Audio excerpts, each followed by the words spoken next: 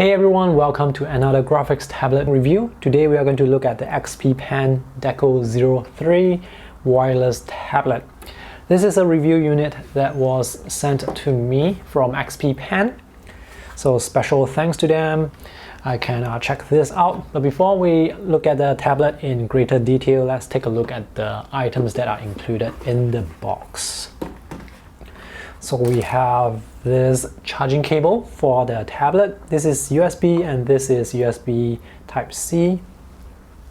We have a very nice pen case. In this plastic packaging, we have the warranty card, we have a thank you card and some brochure, warranty policy. This is the artist's anti-fouling glove. And this is the installation manual and quick start guide. And this is a 4GB USB thumb drive with the Windows and Mac driver on it. So you can install the drivers straight from the USB drive, or you can download the latest driver from their website.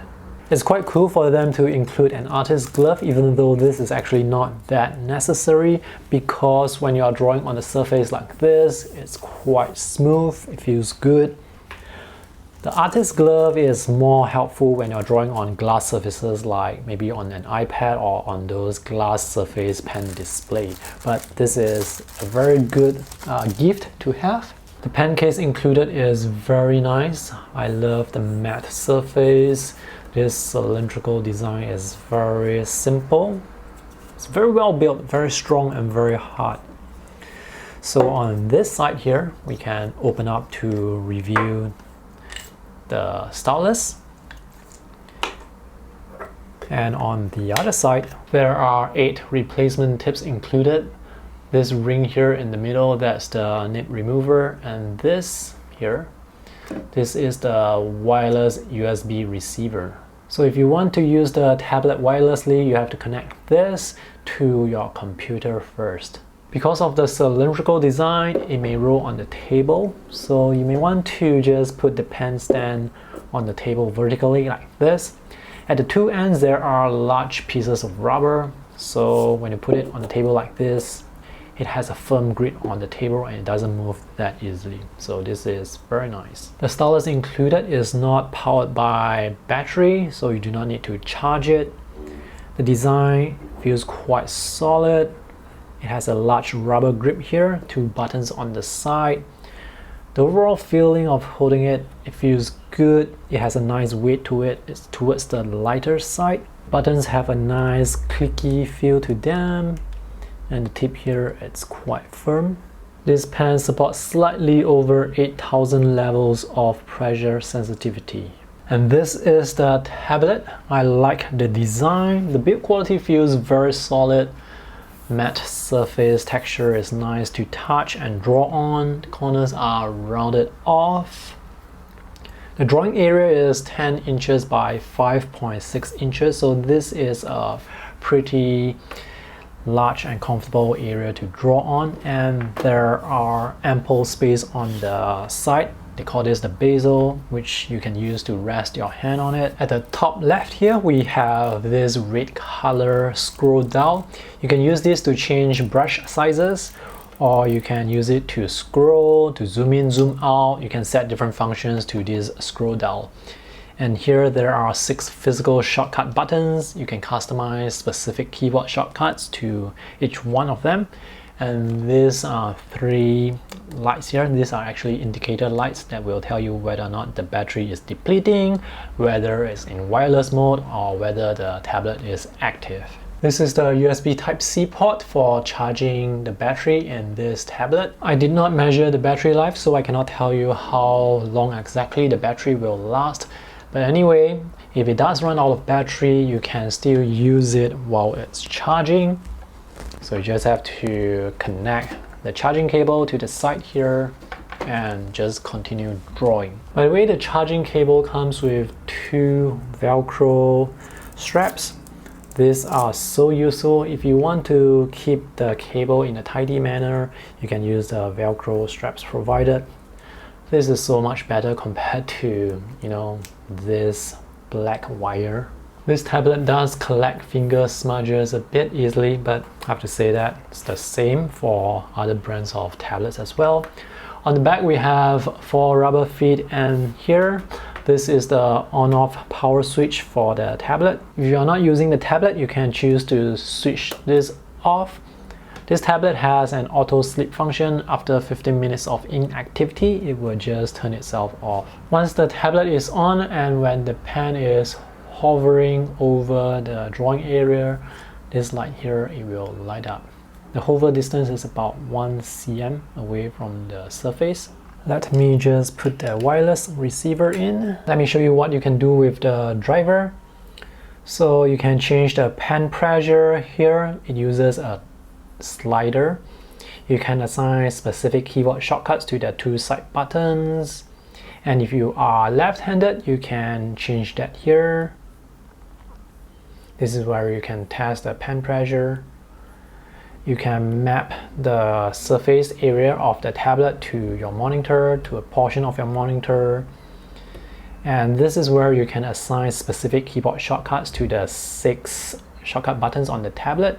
I have already assigned mine, but let me just show you what you can do. There are some pre-configured functions for you to choose from, but if you want to have your own keyboard shortcuts, just choose Reset Customer Define, and here you can enter your own keyboard shortcut. Now for this button here, the K6 button, I'm going to choose Built-in Function Switch. The function key is actually this scroll down here, and you can choose different functions. I have already filtered out the functions that I do not want, but if you want to have more functions, you can choose Built-in Functions Multi-Select. And here you have a list of functions that you can choose from. So I want to use the scroll down to increase and decrease my brush size. I want to use it to zoom. So these are the 2 functions that I want. So I put a check in the checkbox and click OK. And now when I press this shortcut button, can you see the mode changes from brush size to zooming? So you can use this to zoom now, and when you press again, you can use this to change the brush size. Alright, let's test out the drawing functionality. This is Photoshop on the Mac. This is quite responsive. The pen is very sensitive. Let me zoom in. I can apply a very light pressure and get really thin lines like this. Or I can press down a bit harder to get thick lines like this. Let me show you the transition between thin to thick. The transition is quite smooth.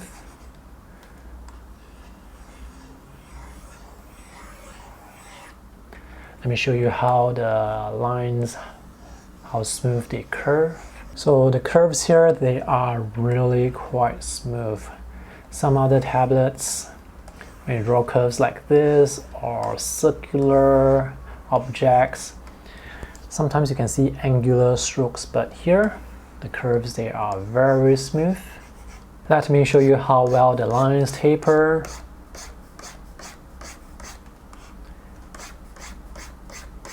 I think they taper quite nicely. Let me just zoom in. So some of these strokes, they taper a bit more gradually compared to the strokes here. This is Illustrator on the Mac. Pressure sensitivity does not work by default, so to get pressure working, you have to install Wacom Intuos driver. I have already installed the driver from Wacom, so pressure now works. This is Medibank Paint Pro. Pressure sensitivity works really well. Right now I'm using the scroll down to change the brush size. It's really easy to change the brush size using the scroll down. The alternative is to press the keyboard shortcut a few times to go up and down in the size, but the scroll wheel is really very effective if you want to change the brush size very quickly. The lines, they taper here with Medibank really nicely. I think the lines, they taper better and nicer compared to Photoshop. The taper is very gradual. With Photoshop, sometimes we still get to see that abrupt, sharp taper, but here it's very smooth. So the performance of the tablet, it does depend on the app that you use. The overall drawing experience is actually quite good. The lines come out just the way I want them to be.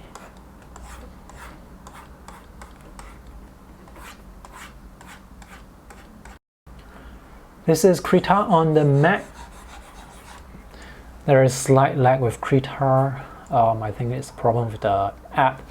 And notice these are angular lines when I'm trying to create smooth lines. These are the angular lines that I was talking about. It's quite impossible to draw smooth lines with Krita for some reason. It's not just with this particular tablet. With other tablets, I also get this sort of performance. And Krita really is a bit buggy on the Mac. This is Affinity Designer on the Mac. It can detect pressure as well, and it's very smooth and responsive. This is Affinity Photo on the Mac. It's able to detect pressure as well. The last app I want to show you is Stylus Sketches Pro, which is a very nice drawing app as well. These are the thin lines, and these are the thicker lines. Thin and thick.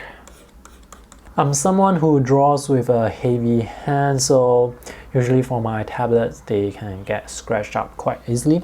So here on the XP-Pen Deco 03, we see some marks here. These are not really scratches, but they are marks. When I run my finger over them, I cannot feel the scratches, so not technically scratches, but like marks that go over the surface. The surface is still pretty smooth. Overall, I had a very satisfactory experience drawing on this. It really feels nice to draw on such a large surface, and the pen is very sensitive, and this pen doesn't require any charging, so you don't have to connect any charging cable to the back of the pen like some other brands. I like the pen case, I like the overall build quality and the design and the look.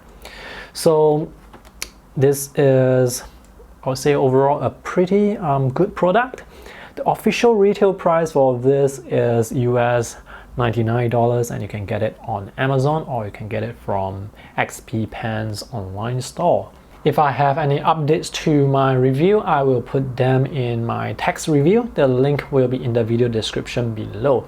And that's all for my review today. I hope this is helpful. Thanks for watching. See you in the next video. Bye.